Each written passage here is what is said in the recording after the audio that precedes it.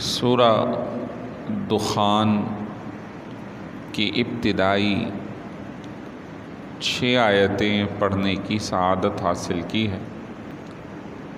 دعا اللہ رب العالمین سے کہ اللہ ہمیں سننے، سمجھنے اور عمل کی توفیق عطا فرمائے۔ آج شعبان المعظم کی اس وقت 10 تاریخ ہے اور آج بعد نماز مغرب 11ویں شب ہوگی۔ انشاءاللہ ماہانہ محفل 11ویں شریف کا اہتمام آج بعد نماز عشاء آپ کی اسی مسجد میں انعقاد کیا جائے گا۔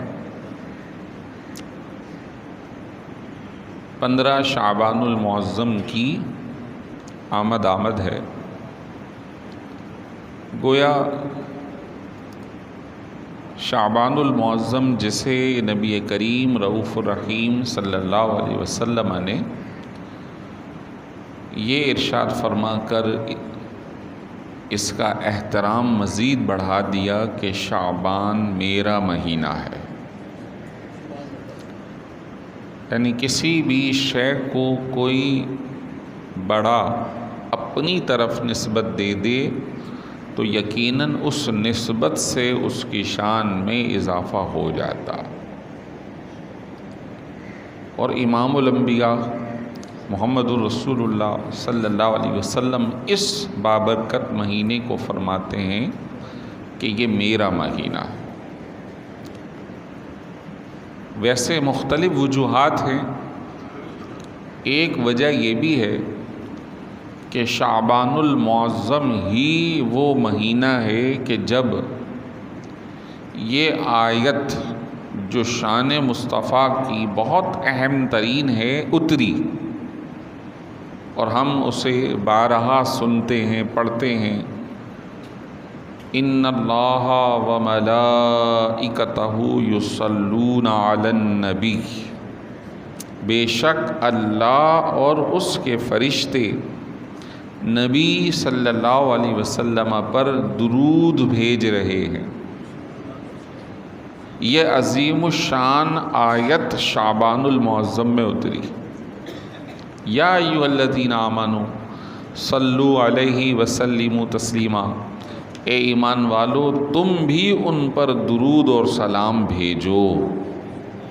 تو اسی وجہ سے بعض بزرگوں نے فرمایا کہ اس مہینے کا سب سے بہترین عمل آپ صلی اللہ علیہ وسلم پر کثرت سے درود پاک بھیجنا ہے۔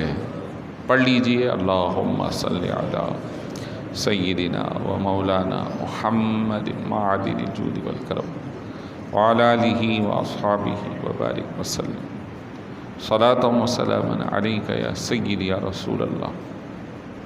شعبان المعظم کو اپنی تاریخی اعتبار سے بھی اہمیت حاصل ہے۔ مثال کے طور پہ جیسے میں نے یہ عرض کیا کہ یہ بابرکت آیت اس مہینے میں اتری، آج ہم سب کعبۃ اللہ شریف کی طرف منہ کر کے نماز ادا کرتے ہیں۔ ایک وقت تھا ابتدائی اسلام میں بیت المقدس کی طرف منہ کر کے نماز پڑھتے تھے۔ آپ صلی اللہ علیہ وسلم مکہ مکرمہ میں بھی تھے اور بعد میں مدینہ شریف ہجرت کر کے گئے، تو 1.5 سال تقریباً مدینہ پاک میں بھی بیت المقدس فلسطین کی طرف منہ کر کے نماز ادا کرتے تھے۔ لیکن آپ کی طلب ہمیشہ یہ رہی کہ میں کعبۃ اللہ شریف کی طرف منہ کر کے نماز ادا کروں۔ اب جب حرم محترم میں تھے تو ایسی جہت میں کھڑے ہوتے تھے کہ جس جہت میں سامنے کعبہ بھی ہوتا تھا اور وہی سمت آگے بیت المقدس کو بھی جاتی تھی، اس کا اہتمام فرماتے تھے۔ لیکن جب ہجرت کر کے مدینہ شریف گئے تو وہاں سلسلہ بالکل الگ تھا، یعنی حرم محترم اگر ادھر ہے تو بیت المقدس ادھر ہے۔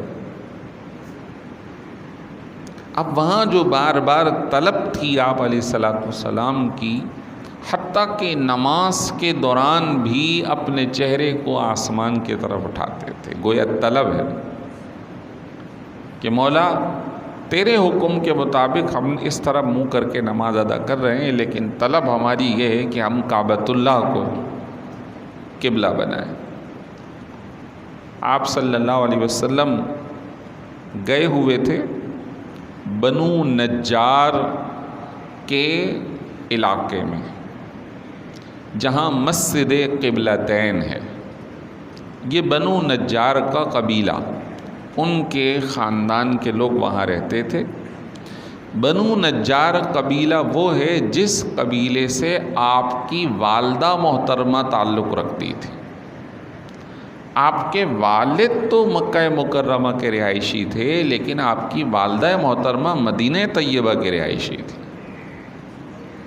اس قبیلے سے تعلق تھا بنو نجار کے، جہاں آج مسجد قبلتین ہے۔ حضرت سیدہ بی بی آمنہ کا تعلق بنو نجار مدینہ منورہ کے قبیلے سے تھا۔ تو جب مکے سے آپ صلی اللہ علیہ وسلم مدینہ شریف آئے ہیں، تو مدینہ شریف کے ایک تو وہ دو قبیلے تھے جنہیں اوس اور خزرج کہا جاتا ہے، جنہیں انصار کے قبیلے کہا جاتا ہے، لیکن اور بہت سارے قبیلے حضور کے ساتھ جڑے تھے۔ اس میں سے ایک بنو نجار کا قبیلہ تھا، اور آپ کو پتہ ہے جو قبائلی زندگی ہے اس میں بہن بیٹیوں کے رشتوں کا بڑا خیال ہوتا ہے کہ یہ ہمارے خاندان کی بیٹی کا۔ تو بنو نجار کا جو قبیلہ تھا وہ حضور کے دائیں بائیں بالکل دست و بازو کے ساتھ رہا کرتا تھا۔ یہی وجہ ہے حضور بنو نجار جایا کرتے تھے باقاعدہ ملنے اپنے ننیال میں، پرانے رشتوں میں۔ تو وہیں پہ گئے ہوئے تھے اور نماز ادا کر رہے، اور طلب ہے کہ یا اللہ قبلے کی طرف منہ ہو جائے۔ یہی شعبان المعظم کا مہینہ چل رہا ہے، اور گویا اسلامی سال کا یہ چھٹا مہینہ بن رہا ہے، یعنی آدھا سال گزر رہا ہے۔ محرم، صفر، ربیع الاول، ربیع الثانی، جمادی الاول، جمادی الثانی، رجب، شعبان، 8واں بن رہا ہے۔ تو بس 6 مہینے گزر گئے، 7۔ بس طلب ہے کہ یا اللہ ہمارا قبلہ جو ہے وہ کعبۃ اللہ شریف ہو جائے۔ تو بنو نجار کے علاقے میں خاندان کے ننیال کے اندر نماز پڑھ رہے تھے، وہاں اللہ کا حکم آتا ہے اور بڑی شان سے آتا ہے۔ قد نرى تقلب وجهك في السماء،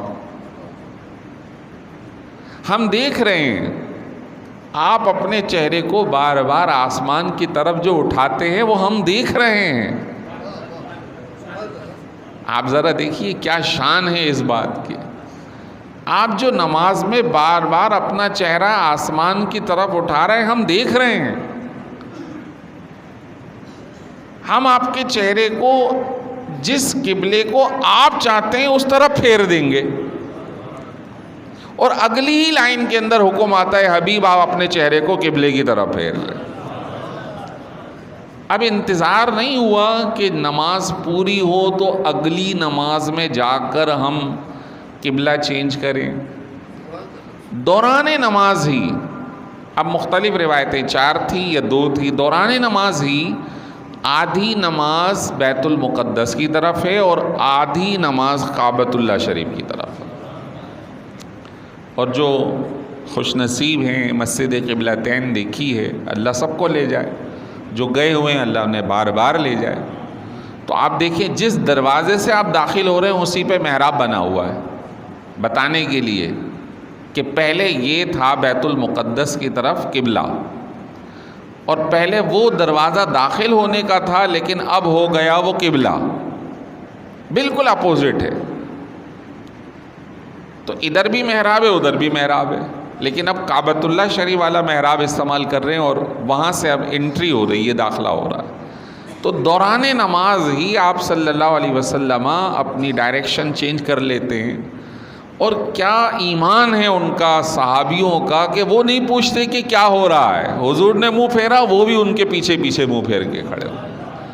آج کل لوگ کیا، کیوں، کیسے علتیں تلاش کر رہے ہیں، قرآن کو نہیں چھوڑا، احادیث طیبہ تو سیکنڈ نمبر پہ آتی ہے، اللہ کے کلام کو نہیں چھوڑتے، کیا، کیوں، کیسے، یہ بات سمجھ میں نہیں آ رہی، یہ ہے وہ ہے، 100 باتیں۔ یہ شیطانی ورغلا ہے، ورغلاوا ہے، اس کا دھوکہ ہے، بہکاوا ہے۔ ایمان وہ ہے جو صحابہ لے کر آیا۔ قرآن نے کہا وَإِذَا قِيلَ لَهُمْ آمِنُوا كَمَا آمَنَ النَّاسِ، ان سے کہا جاتا ہے مکے کے لوگوں کو، دائیں بائیں کے لوگوں کو، ویسے ایمان لاؤ جیسے یہ لوگ لائے۔ وہ کیسے لے کے آئے تھے؟ وہ آنکھیں بند، کان بند، بس سرکار نے جو فرما دیا اس پہ ہم قائم و دائم ہیں۔ تو دوسرے کہتے تھے کہ یہ عجیب لوگ ہیں، ہم ایسے ایمان لے آئیں جیسا، نعوذ باللہ وہ کہتے تھے یہ بے وقوف ہیں، نا سمجھ ہیں، کما آمن السفہاء، ہم ایسے ایمان لے آئیں جیسے یہ سفیہ لوگ لے کے آئیں، ان کو تو زمانے کا پتہ ہی نہیں ہے۔ حالانکہ انہوں نے سب کچھ معلوم ہو کر بھی اپنی معلومات کو دبا دیا اور سرکار دو عالم صلی اللہ علیہ وسلم کی بات کو مقدم رکھا۔ ادھر وہ چوں چرا نہیں کرتے تھے، ادھر حضور نے آدھی نماز ادھر پڑھی، آدھی ادھر پڑھی، انہوں نے بھی آدھی ادھر پڑھی، آدھی ادھر پڑھی، اور یہ نہیں پوچھا کہ ایسا کیوں ہوا، آخر کیا بات ہوئی، نہیں، بس جو انہوں نے فرما دیا وہی حق ہے۔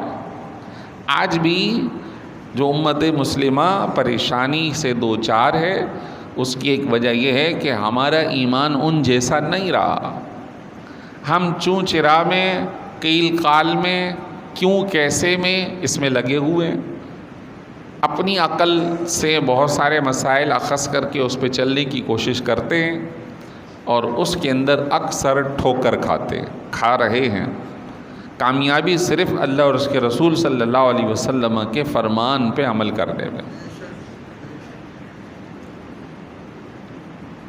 بہت سارے اور تاریخی واقعات کے اندر شعبان المعظم کا ایک حصہ یہ بھی ہے کہ یہی وہ مہینہ ہے کہ جب اللہ تبارک و تعالی نے رمضان کے روزے فرض فرمائے، یعنی اسی مہینے میں حکم آیا کہ اب جو اگلا مہینہ ہوگا آپ رمضان کے روزے رکھیں گے۔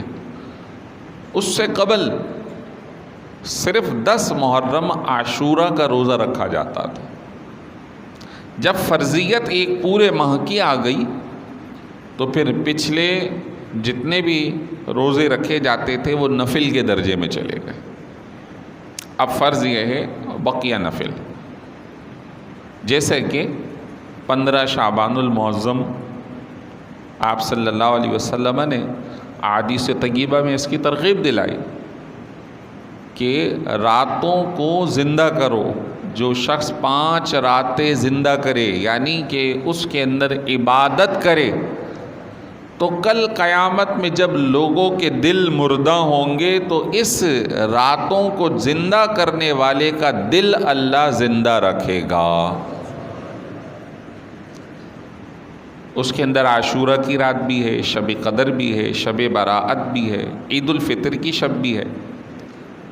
تو بتانا مقصود یہ ہے کہ اس شب کی اہمیت کو اور اس کے دن کے روزہ رکھنے کی اہمیت کو احادیث طیبہ میں بتایا گیا۔ ایک روایت کے مطابق 15 شعبان المعظم کی شب پورا قرآن پاک ایک ہی مرتبہ میں لوح محفوظ سے سرکار دو عالم صلی اللہ علیہ وسلم کے قلب اطہر پر اتارا گیا۔ ایک روایت یہ ہے اور ایک شب قدر کی ہے جو رمضان میں آتی ہے، اور ایک روایت یہ ہے۔ سورہ دخان یہ 25ویں پارے کی سورت ہے اور اس کا ویسے ترتیب وار جو نمبر بن رہا ہے وہ 44 بن رہا ہے۔ ارشاد فرمایا کہ حامیم، حامیم اس کا کوئی ترجمہ نہیں ہے، حروف مقطعات ہیں، والکتاب المبین، قسم ہے کتاب مبین کی. کتاب مبین سے قرآن پاک بھی مراد ہے اور لوح محفوظ بھی مراد ہے. انا انزلناہ فی لیلۃ مبارکہ، ہم نے اس قرآن کو برکت والی رات میں اتارا ہے. انا کننا منذرین، اور ہم ڈرانے والے ہیں، یعنی عذاب سے، کہ جو ہماری بات نہ مانے، قرآن پہ عمل نہ کرے، اس کے لیے ہم ڈر سنانے والے ہیں. فرمایا کون سی رات؟ فیہا یفرق کل امر حکیم، اس رات میں ہر حکمت والے کام کا فیصلہ کر دیا جاتا ہے. اب یہ والی آیت اگر پچھلی والی آیت کے ساتھ ملائی جائے تو وہ کون سی شب ہے کہ جس دن فیصلے کر دیے جاتے ہیں؟ تو وہ شب براءت ہے. اس کو شب براءت کیوں کہتے ہیں؟ براءت کے معنی ہے بری ہونا، آزاد ہونا. حدیث مبارک کے اندر آتا ہے سرکار دو عالم صلی اللہ علیہ وسلم 15 شعبان المعظم کی شب ہے، اور اس دن جس زوجہ محترمہ کے ہاں ٹھہرنے کی باری ہے وہ سیدہ عائشہ ہے رضی اللہ عنہ. ان کے گھر ٹھہرے ہیں، اور آپ کا معمول تھا کہ آپ رات کو اٹھ کے تہجد کے وقت ضرور نماز ادا فرماتے تھے. اب کچھ پہر گزرے ہیں کہ سیدہ عائشہ کی آنکھ کھلی تو سرکار دو عالم صلی اللہ علیہ وسلم کو بستر مبارک پر نہیں پایا. اس زمانے میں نہ لائٹ ہے، چراغ بھی گل کر کے سو رہے ہیں تو اندھیرا ہے. ہاتھ ادھر ادھر پھیلایا لیکن کہیں نہیں. اور کئی احادیث میں ایسا بھی تذکرہ آتا ہے کہ حجرہ بہت چھوٹا ہوتا تھا، کہ بی بی عائشہ سو رہی ہوتی تھی تو حضور علیہ الصلوۃ والسلام سجدے میں جانے کے لیے انہیں اشارہ ہاتھ سے فرماتے تھیں. وہ سائڈ میں ہوتی تھیں یا پاؤں اپنے سکیڑتی تھی تو حضور سجدے میں جاتے تھے. آپ نے بہت کم پر گزارا فرمایا ہے. آج ہمارے پاس ایک کے بعد دو، دو کے بعد چار، چار کے بعد 6 بھی آ جاتے ہیں، پھر بھی وہ جو اندر کی طلب ہے، یہ ایک انسانی فطرت ہے، وہ کم نہیں ہوتی. ایک چیز کے بعد دوسری، دوسری کے بعد تیسری. اس کو بزرگان دین کہتے ہیں یہ نفس کا بہلاوا ہے یا نفس کا کھیل تماشا ہے، کہ نفس کو اگر یہ چیز دے دو تو وہ 1 دن 2 دن کے بعد اس سے اکتا جائے گا، پھر کہے گا یہ والی دے دو، دوسری والی. جس طرح بچے کھیلتے ہیں، کھیل کے اکتا جاتے ہیں تو دوسرا کھلونا چاہیے. یہی نفس کا عالم ہے کہ اسے اگر ادھر رکھ دیا جائے تو وہ کہے گا 2 دن 4 دن کے بعد اکتاہٹ کا شکار ہو جائے گا، کہے گا یہ چاہیے. تو نفس کا یہ جو کھیل تماشا ہے یہ ختم ہونے والا نہیں ہے. بس جو اللہ نے دیا ہے اس پہ شکر اور قناعت کی کوشش کی جائے تو پھر یہ نفس کے شر سے محفوظ ہوا جا سکتا ہے. اس میں مرد بھی مبتلا ہیں، جوان بھی مبتلا ہے، عورت بھی مبتلا ہے، لڑک پن کا جو زمانہ ہے ایسے لوگ بھی مبتلا ہیں. فرمایا کہ آپ علیہ الصلوۃ والسلام کو نہیں جب پایا تو کیونکہ آپ کے جسم اطہر سے بڑی پیاری خوشبو آتی تھی. آپ کو پتہ ہے کہ صحابہ کرام ملنے آتے تھے اور حضور مسجد میں نہ ملیں تو پھر وہ مدینہ شریف کی گلیوں کو سونگھتے تھے، جہاں خوشبو آتی پیچھے جاتے جاتے جاتے حضور تک پہنچ جاتے تھے. تو بعض بزرگوں نے یہی لکھا کہ جب سیدہ عائشہ اٹھیں تو نہ ملے تو باہر نکلی، مسجد نبوی دیکھی، اس کے اندر نہیں. اب جو خوشبو ان کو دستیاب ہے اس کے پیچھے چلتے چلتے وہ جنت البقیع تک پہنچ جاتی. ورنہ جو لوگ گئے ہوئے ہیں آپ اندازہ کر سکتے کئی میٹر دور ہے. یہاں حجرہ جو مزار شریف ہے یہی حجرہ ہے، اور جو جنت البقیع ہے وہ کئی میٹر دور ہے. تو اگر تلاش کریں تو دائیں بائیں تلاش کریں، آخر وہاں کیسے پہنچ گئیں. تو بزرگوں نے یہ بات بیان فرمائی کہ وہ حضور صلی اللہ علیہ وسلم کی خوشبو کو سونگھتے ہوئے وہاں پہنچ گئے. آپ علیہ الصلوۃ والسلام قبرستان میں ہیں اور محو دعا ہیں، محو دعا ہیں. بی بی عائشہ جب وہاں پہنچتی ہے آہٹ ہوتی ہے. دیکھا عائشہ تم کیا سمجھی؟ کیا اللہ اور اس کے رسول تم سے خیانت کرے گا؟ یعنی تم کیا یہ سمجھی کہ ہم تمہاری باری کو چھوڑ کے تمہاری باری ہم نے کسی اور زوجہ کو دے دی، ہم ان کے گھر چلے گئے؟ خاموش۔ پھر بی بی عائشہ کہتی ہیں کہ میں دیکھ رہی ہوں کہ بہت تیز بارش ہو رہی ہے، تو میں نے آپ علیہ الصلوۃ والسلام سے عرض کی یا از خود چادر حضور پہ ڈالنے کی کوشش کی، حضور بہت بارش ہو رہی ہے۔ فرمایا عائشہ کپڑے ہمارے گیلی نہیں ہے، یہ بارش نہیں ہے، یہ اللہ کی رحمت ہے جو آج برس رہی ہے۔ انہیں کچھ اور نظر آ رہا ہے، ہو کچھ ہو رہا ہے، حدیث میں یہ مضمون موجود ہے۔ فرمایا بارش ہے، اور مجھے جبرائیل نے آ کے ابھی خبر دی ہے کہ اللہ آج کی شب بنو کلب کی بکریوں کے برابر اور بعض میں ان کے بالوں کے برابر مغفرت مانگنے والوں کو اللہ تعالیٰ بخش دیتا ہے۔ وہ کون سی شب ہے؟ وہ 15 شعبان المعظم ہے جو ان قریب آنے والی ہے۔ ہو سکتا ہے کہ ہم اس میں غفلت میں پڑے ہوں، اپنے دنیاوی کام میں مبتلا ہوں، بہت ساری ضروریات کو لے کے بیٹھے ہوں، لیکن اللہ تعالیٰ فرما رہا ہے یہ وہ رات ہے فیہا یفرق کل امر حکیم، ہر حکمت والا کام اس دن اس کا فیصلہ کر دیا جاتا ہے۔ احادیث طیبہ کے مطابق بخشش کا پروانہ دیا جاتا ہے۔ آئندہ کون زندہ رہے گا اور کون انتقال کر جائے گا اس کا فیصلہ بھی اس شب میں کر دیا جاتا ہے۔